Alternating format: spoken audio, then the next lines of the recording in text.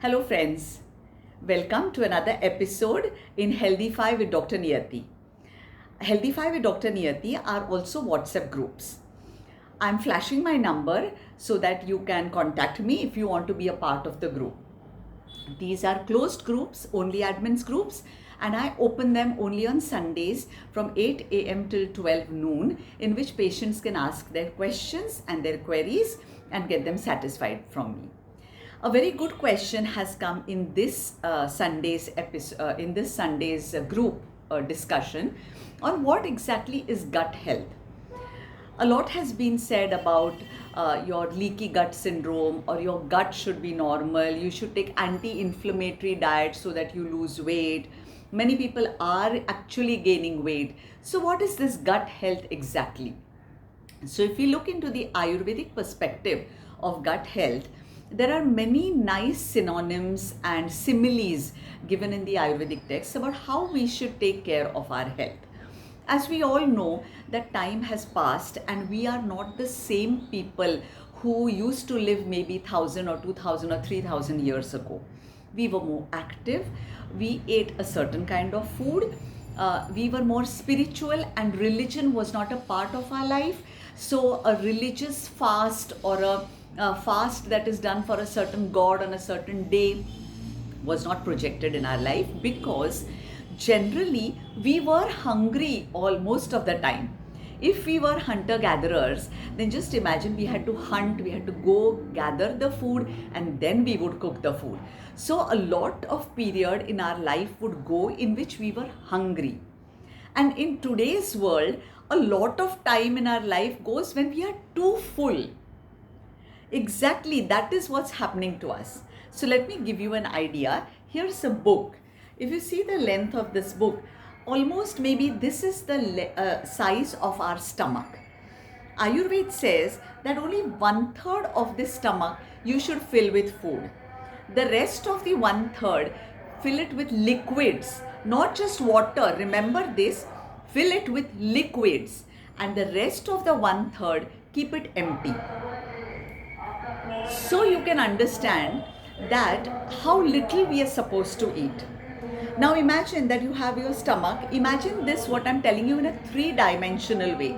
You have your stomach in the front like this, which is say 1/3 full with food. It's not really full, and a little bit of liquids you've taken. But now it's starting to mix everything together like a mixer, okay?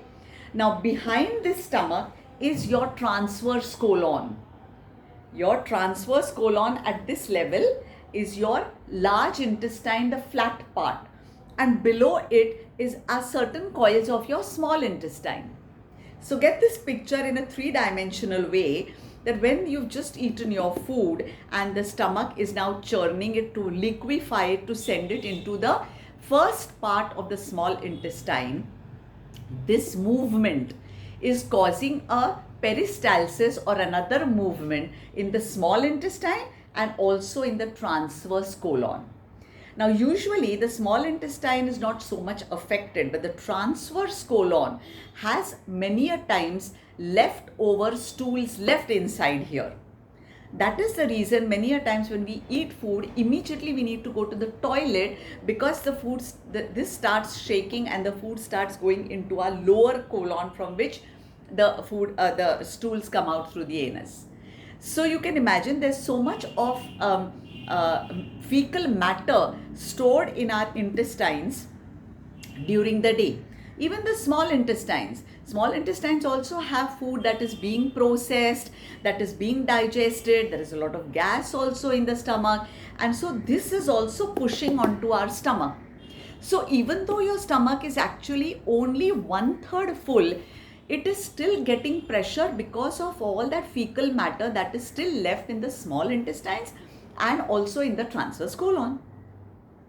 So it is very important that we see to it that at least once in a week we take a sort of a laxative by which our stomach gets totally clear. Now, which laxative should we take? So if any of you are elders, and you'll remember that castor oil once in a month used to be a big process in every house. Hot tea, just black tea, and castor oil would be given to every member in the family. The children used to be cribbing and complaining, and even some of the elders would be complaining, but it had to be taken. Today, research has shown that that was really a very good thing. We were taking it only once in a month, but we should do it once in a week. Yes, once in a week. 2 to 3 teaspoons of castor oil with hot water is a very good idea, because today what has research shown that whatever toxins we ingest, we know that most of our food is sprayed with insecticides and pesticides. Not all these insecticides and pesticides are water soluble. Some of them are oil soluble. And these oil soluble toxins remain in the body. Water soluble go away when we drink water and liquids, and they go away. But what about the oil soluble toxins? These oil soluble toxins get stored in the mucosa of the gut or the linings of the intestines and the other organs. So when we take castor oil with hot water, castor oil has the ability to attract all those toxins which are oil soluble, and then when you have 1 or 2 loose motions, all the whatever leftover fecal matter in the small intestine, large intestine, all goes away, and the pressure on the liver is reduced drastically. Once the pressure on the liver is reduced, you will realize that you will not end up with having gallstones, so that the gallbladder health of the gallbladder will be okay. All the secretions that are coming out from the liver, from the pancreas, and all the secretions will come out properly, because maybe some of the tubes, maybe the common bile duct or the pancreatic duct may be blocked with some of those toxins because of the back pressure. Many a times there is a back pressure, there are no valves there maybe, so that it could go inside. So all these toxins which are going into the lining of your intestines, into your liver, into your gallbladder, will all be removed.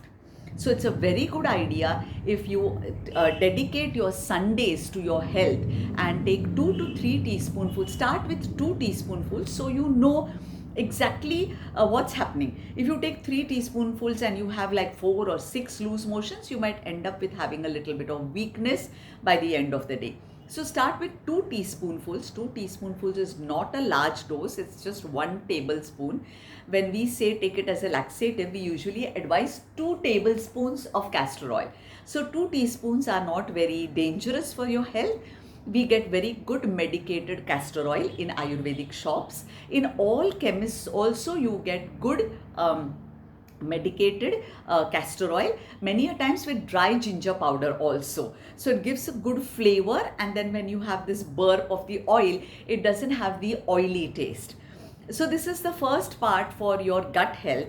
I'm coming with another part about anti-inflammatory food and how to maintain your gut health further. But this is your first step, that you see to it that you eat less and try to take 2 to 3 teaspoons of castor oil at least once in a week.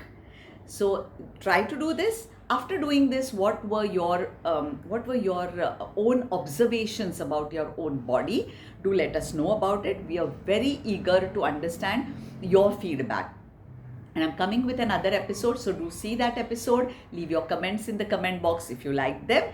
And thank you for being with us. Thank you for subscribing my channel. Don't forget to press the notification bell icon. From next month, I'm coming with live episodes on certain very important topics. So do sign in, do watch the live episodes, and do tell us how you like the channel.